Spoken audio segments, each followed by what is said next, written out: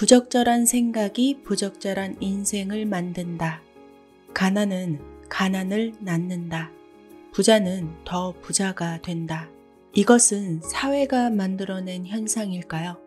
그게 아니라면 문제의 원인은 어디에서 시작되는 것일까요? 빈곤의 원인은 과연 게으름 때문일까요? 안녕하세요. 터칭소울입니다. 가난의 근본적인 원인, 가난의 대물림. 자녀가 부자가 되길 원한다면 가난한 당신의 생각을 그대로 물려주지 마라. 가난한 사람들이 남들보다 부지런히 일하고 벌어야 하는 것은 사실이지만 빈곤의 원인이 결코 게으름에서 오는 것은 아니다. 부모가 가난하여 그 자녀는 교육을 제대로 받지 못하는 바람에 조건의 평등에서도 열애되어 일할 기회도 제대로 주어지지 않아 다시 가난해지는 악순환의 고리가 이어진다. 이렇게 사회 현상에 대한 문제만 지적하는 사람이 많습니다.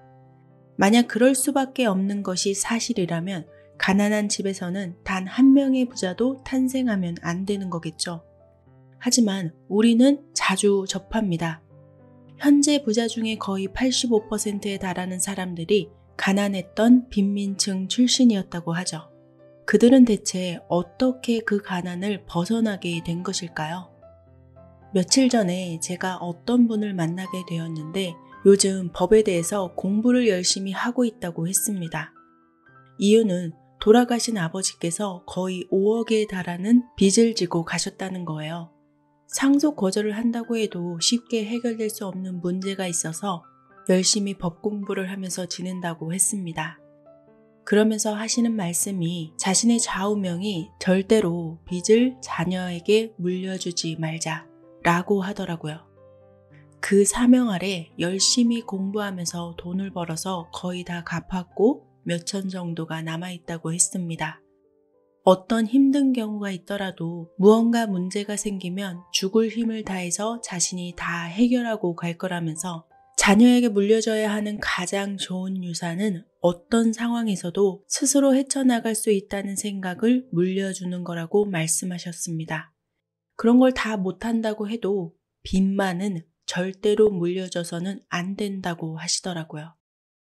세이노의 가명을 쓰고 있는 저자는 700페이지가 넘는 두꺼운 분량에 피를 토하듯 외치고 있습니다. 부는 그렇게 쌓는 것이 아니라고. 당신의 그런 편견이 가난을 이어가고 있고 당신에게 자녀가 있다면 그런 생각 또한 대물림 될 것이다. 자신 스스로를 부자로 만들어낸 사람. 가난을 벗어나 부자가 되는 방법에 대해서 세이노 저자는 이렇게 말하고 있습니다. 부적절한 부모가 부적절한 아동을 만든다. 빈곤의 세습화와 관련하여 이런 말을 한 학자가 있다. 나는 그 말에 상당히 동조한다. 어느 교육학자 역시 빈민층 어머니들에게 장난감 사용법을 상세히 가르쳐주면 그들의 아이들의 인지 발달이 증대됨을 입증한 바 있다. 부모가 자녀의 교육 내용을 알아야 자녀들의 과제 수행 능력이 우수해진다고 말했다. 그러니까 부모가 제대로 알고 가르칠 때 그들이 자녀도 제대로 알게 되고 일도 잘하게 된다는 말이다. 그렇다면 가난한 부모들은 도대체 그 자녀들에게 무엇을 제대로 가르치지 못하기에 가난이 세습되는 것일까? 금융 지식이나 투자 지식이 부족해서일까? 아니다. 무엇보다도 가난한 부모들은 자녀들에게 직업이 좋아야만 잘 살 수 있다고 가르치면서 흔히들 이렇게 말한다. 내가 못 배워서 이런 일밖에는 못하지만 너는 좋은 직업을 가져서 꼭 부자로 살아야 한다. 그러니까 자신이 가난한 이유를 자신이 직업이 뭐 같아서 그런 것이고 제대로 교육을 받아서 지금 하는 직업과는 다른 직업을 가졌다면 가난하게 살지 않았을 것이라는 것이다. 하지만 대부분의 자녀들은 자기들 역시 부모가 갖고 있는 직업의 범주에서 크게 벗어나지 못한다. 그러면서 그 부모가 그랬듯이 마치 운명처럼 가난을 받아들이면서 그대로 산다. 사는 게 다 그런 거라고 말하는 것이다. 그 부모의 부모도 같은 말을 했을 것이다. 그 투정은 대대로 이어져 왔을 게 분명하다. 물론 직업 중에는 부자가 되기 어려운 직업들이 있긴 하다. 하지만 그 직업으로 부자가 되기 어려운 것뿐이지 찢어지게 가난한 상황에서 탈출이 불가능한 절망적인 직업은 결코 아니다. 부자가 되기 힘든 직업을 가졌어도 그 안에서 부자가 탄생하는 경우도 종종 있다. 직업이라는 것은 식당의 메뉴 같은 것이다. 식당 주인들은 어느 한 가지 메뉴를 해보고 그게 잘 안 되면 자기 탓을 하는 게 아니라 인테리어 탓, 메뉴 탓, 위치 탓을 한다. 그러면서 다른 메뉴를 올려보지만 역시 제대로 될 리가 없다. 그러다 보니 메뉴 종류만 점점 더 늘어난다. 무엇 하나 제대로 맛을 내지도 못하면서 메뉴만 늘려가는 것이다. 뭐가 잘못된 것일까? 한 가지 일에라도 혼을 바쳐 봐야 되는데 그렇게 할 줄을 도통 모르기 때문이다. 가난한 노동자들 중에서 맡은 일을 최선을 다해서 그 일을 누구보다 잘하려고 하는 사람이 몇이나 있을까? 다른 사람들보다 조금 나은 사람들은 있을 수 있다. 하지만 남들보다 정말 월등한 사람들은 찾기가 힘들다. 다 도토리 키재기 정도이며 그 일에서 장인 정신을 찾아보기란 정말로 어렵다. 하루 정도 때우다 가자 라는 생각을 하는 사람이 대부분이다. 어떻게 해야 잘하는 것인지를 연구해 보려는 사람은 극히 드물다. 그냥 일의 종류만 따지는 이러한 태도는 자녀들에게도 유전되고 그 결과 가난은 계속 세습되게 된다. 이 사회에서 대가를 더 받는 길은 일을 남들보다 더 잘해야 하는 데 있음을 부모부터 모르고 있는 마당에 자녀가 아무리 교육의 기회를 제공받게 된다고 해서 가난에서 모두 탈출할 수 있을까? 빈부의 격차를 교육 수준이라고 생각해서 학력 불평등을 없애고자 엄청난 노력과 투자를 했던 선진국들의 사례를 보면 금방 알 수 있다. 이전에 미국에서는 흑인들이 가난한 이유가 학교 시설이 형편없고 교사의 질이 떨어지기 때문이라고 생각했다. 그러나 이러한 모든 것을 바꾸는 노력을 기울였음에도 흑인들의 가난은 이어졌다. 사회학자 제임스 콜먼 교수가 무려 60만 명이 넘는 학생들을 대상으로 조사한 결과 뜻밖의 사실이 발견되게 된다. 학교의 시설이나 교사들의 질과는 상관없이 빈곤층 자녀들은 성장 과정에서 부모의 빈곤층 문화를 자연스럽게 학습하게 되면서 결국 그들 역시 가난하게 된다는 것이었다.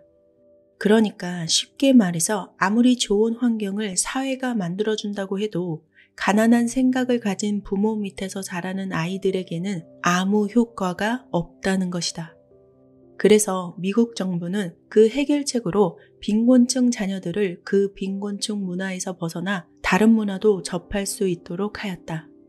초등학교나 중학교에 여러 계층이 섞이도록 법이 정해졌고 흑인과 백인만 나눠 다니는 학교가 사라지게 된 것이다. 이러한 조치가 조금은 상황을 개선시키는 효과를 발휘하기는 했다. 하지만 여전히 가난한 부모의 영향에서 벗어나지는 못하기 때문에 문제를 완벽히 해결할 수는 없었다. 특히 자기 앞가림도 하기 바쁜 부모 밑에서 자란 아이들은 그 생각을 바꾸기가 정말로 힘들었다. 그래서 그런 문제의 해결책으로 교육의 기회를 열어주는 동시에 그들의 부모에게도 부적절한 사고와 행동을 제거할 수 있도록 교육을 제공하는 것이었다. 하지만 이것은 정말 힘든 것이다. 예를 들어서 누군가가 당신 부모가 가난한 이유, 당신이 가난한 이유, 그래서 당신 자녀마저 앞으로 가난하게 살게 되는 이유를 당신 부모들 생각이 글러먹었기 때문이며 그 생각을 세습한 당신 역시 생각과 행동이 글러먹었기 때문에 당신 자녀 역시 가난하게 되고 말 것입니다. 그러므로 오늘부터 생각과 행동을 바꿔서 남들보다 어떻게 일을 잘할지를 생각하셔야 합니다. 라고 말한다고 가정해보자. 실제 나는 이러한 말을 노동자들에게 했었다. 그들은 이러한 말들을 자신들을 철저히 부려먹으려는 속셈에 의한 것이라고 생각했을 것이다. 그래서 이런 말을 하고 싶어도 침묵하게 되었다. 물론 개천에서 용난다는 말처럼 어떤 자녀들은 그러한 세습을 거부하고 스스로 깨달음을 얻는다. 그러나 그러한 것은 정말로 극소수다. 그러다 보니 대부분의 사람들이 좋은 교육의 기회가 주어져도 가정이 가난하다는 사실 자체에 이미 낭망하여 자신의 미래를 어둡게 여긴다. 그러면서 공부해봤자 별 볼 일 없다고 단정짓고 그저 빨리 부자가 되는 길만을 찾는다. 게다가 이러한 대가를 더욱 많이 얻을 수 있는 방법은 모두 무시해버리고 그저 투자를 잘해야 부자 된다. 부자 되는 데는 공부가 필요 없다. 이러한 헛소리가 세상에 퍼지면서 더더욱 돈을 빨리 버는 길만을 찾아 나서지만 결국엔 부모의 가난을 답습하고 만다. 대부분 이러다가 있는 돈도 사기를 당하지 않던가. 나는 이렇게 말하고 싶다. 당신이 가난한 이유는 학력이 없거나 직업이 후져서 그런 것이 절대 아니다. 이를 통해서 이 사회에서 대가를 얻는 방법을 제대로 모르기 때문이다. 당신의 부모가 이 사회에서 정말 부자가 되는 방법을 알고 있다고 생각하는가? 천만의 말씀이다. 가난에서 탈출하여 부자가 된 사람만이 그 비결을 제대로 아는 법이다. 금융 지식이 많고 투자를 잘해야만 부자가 된다고 믿고 있는가? 당신에게 그런 소리를 하는 사람들은 대부분 그런 책을 써서 돈을 벌려고 하는 사람들이거나 증권회사 혹은 투자회사에서 일을 하는 사람들일 것이다. 그들 중 어느 한 사람이라도 당신에게 일을 제대로 하는 방법을 알려주는 사람이 있었는가? 이것은 모두에게 통한다. 그들은 모두 당신이 그나마 모은 푼돈을 받아서 자기들이 더 부자가 되려는 사람들 뿐이다.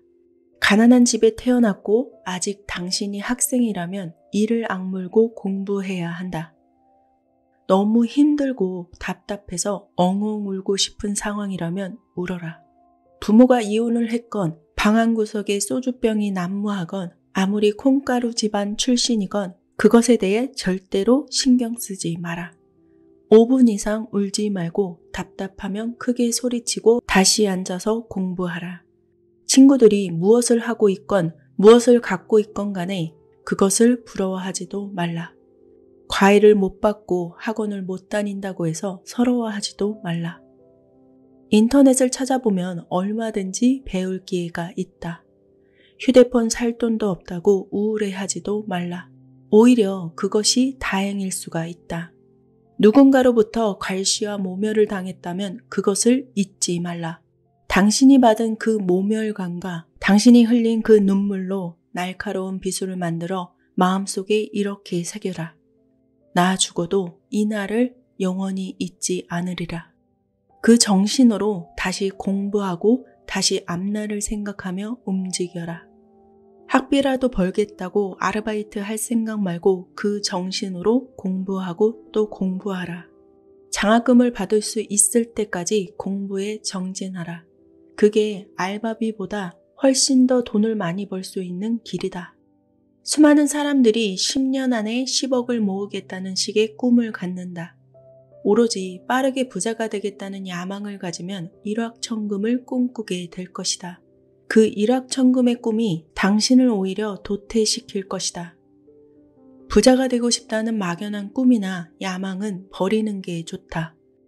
10년 후나 5년 후의 목표도 세울 필요가 없다. 그 기간 동안 당신은 그만 지쳐버리고 말 것이다.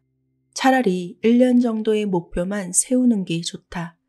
10억이 아니라 당장 1,000만 원을 모으는 소박하지만 구체적으로 실행 가능한 목표를 세우는 것이다. 그러한 목표가 정해지면 당신이 지금 당장 그것을 위해서 무엇을 할 수 있고 당신이 수입에서 얼마를 떼어내고 얼마 동안 모아야 하는지 계산할 수 있게 될 것이다. 당신에게 행동 지침이 주어지게 된다는 말이다. 그 지침에 따라서 행동하다 보면 당신이 세운 돈이 마련되게 된다. 그것이 마침내 종잣돈이 되게 되면 당신이 부자의 길로 접어드는 첫 단계에 올라서게 된 것이다. 그 소박해 보이는 돈이 목돈으로 내 손에 쥐어지게 될 시간이 언제가 될 것인지는 순전히 당신이 세운 구체적 목표에 의해 결정되게 될 것이다. 6개월이건 1년이건 가까운 미래에 이룰 수 있는 구체적 목표가 생겼다면 절대로 뒤를 돌아보지 마라. 통장에 돈이 얼마나 쌓여가는가 확인하지도 말라. 그 모아진 돈을 앞으로 모을 돈과 비교하면서 아직 멀었구나 라면서 한숨 쉬지도 말라.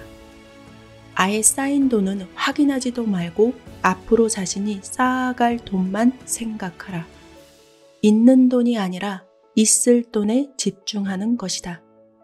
이 원리는 다른 분야에도 다 적용된다.